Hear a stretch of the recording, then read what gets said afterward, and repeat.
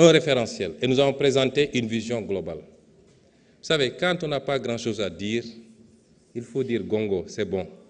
Ça fait partie de la grandeur.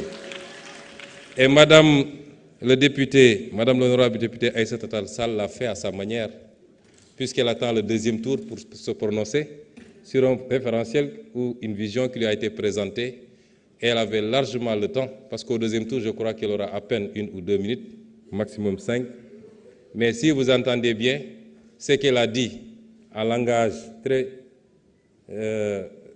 effilé, comme savent le faire mes amis les avocats, c'est que simplement, Monsieur le ministre, je n'ai rien à vous dire, tout est bon.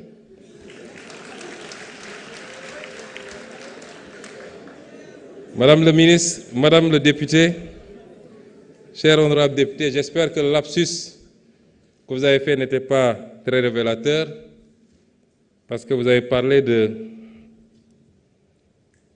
que je n'ai pas voulu le terme juridique qui a été utilisé, que je n'ai pas voulu déférer ou quelque chose comme ça, comparaître devant l'Assemblée nationale. J'espère que vous ne rêvez pas encore de me juger. Mais je n'ai jamais eu de problème à répondre à l'Assemblée nationale. Je n'ai peur d'aucun député. J'ai été député ici à l'Assemblée nationale, où vous étiez 127 et j'étais seul. Et le peuple sénégalais peut témoigner que ces 5 années de députation, n'ont pas été en faveur de vos 127. Comment pourrais-je avoir peur de me présenter devant vous? Ce qui s'est passé, c'est qu'on a eu une assemblée qui a eu une majorité qui a une attitude particulièrement irresponsable. Un gouvernement qui vient de s'installer et l'assemblée s'agite, parlant de motion de censure et je ne sais quoi. Vous censurez quoi?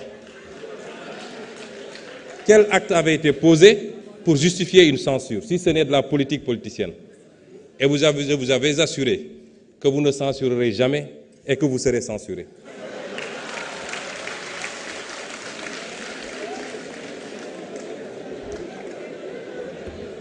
La politique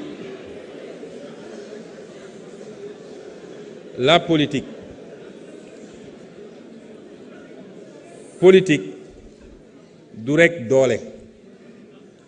Politique xel moo ci ëpp. Politique comme lamb la. Boy dóor pour am ngemb la. Waaye yéen pendant 10 ans da ngeen topp dóor bi rek. Ànd ceeg soxar goo xam ne ñëpp gis nañ ko. Di dóor rek. Waaye fu ngeen mujje? Du kat appui de. Waaye biir bi nga moo ne fas ci suuf. Donc il faut apprendre de vos erreurs.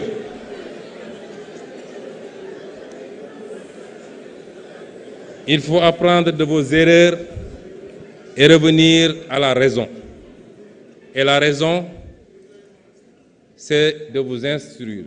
J'ai été ici, certainement un député virulent, mais j'ai été toujours dans les faits et dans les chiffres, sur les hydrocarbures, sur la fiscalité, sur les politiques agricoles.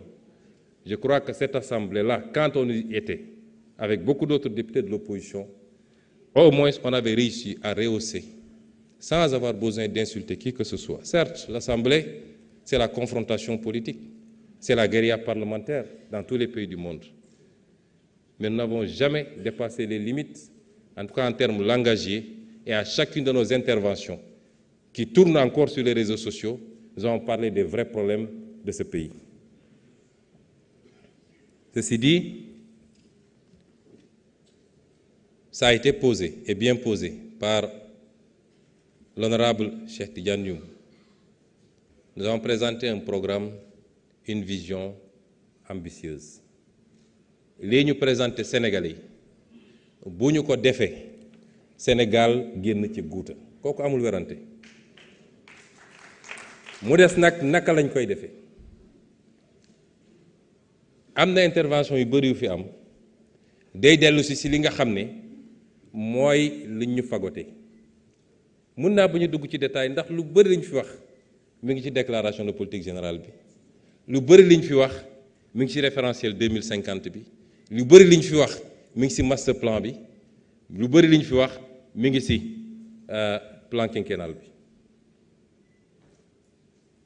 waaye dañu am problème mu mentalité mooy on doute toujours de nous-mêmes ba pare jàpp nañ ni lépp dafa war a jóge ci biti